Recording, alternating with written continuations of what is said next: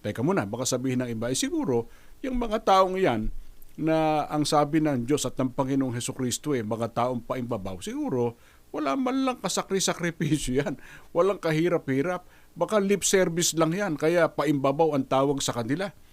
Pagkaambatayan ba, kapatid na Clouds, aral, utos lang ng tao, kahit pa sabihin nagpapakahirap ang taong yon. Yung bang ganong paglilingkod, katanggap-tanggap sa ating Panginoon Diyos? Alamin po natin muli mula sa Biblia. Babasahin po namin ang nakasulat po dito naman sa Kolosas sa 2, mga talatang 22 hanggang 23. Ganito po ang pahayag sa atin. Ang lahat ng mga bagay na ito ay mga sisira sa paggamit, ayon sa mga utos at mga aral ng mga tao.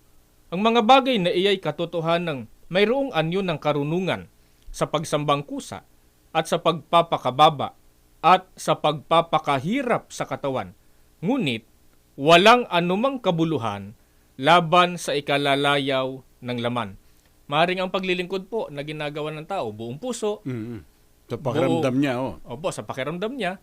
Tapos, lakipan pa ng pagpapakasakit, ng anumang uri ng pagpapakahirap para di umano sa Diyos, pero nakasalig sa aral at utos ng tao, sa kalooban po ng tao, ang gayong paglilingkod po, ang sabi po ni Apostol Pablo sa atin, wala rin pong kabuluhan. Kahit kinusa ng tao yung Opo. paglilingkod na yon, walang pumilit sa kanya. Opo. Sabi nga ng iba, ito'y akay ng aming paghahangad na madulutan ng kasiyahan, kaluguran ng Diyos. Kahit ano pa po ang inyong motibo, kahit pa ang layunin ni maganda sa paningin ng tao, sa pakiramdam po ng tao, kung ang batayan po, utos at aral ng tao, gaano man ang hirap po ninyo at sakripisyo, may pasya na po Ang Biblia, hindi po kami nagpasya nun.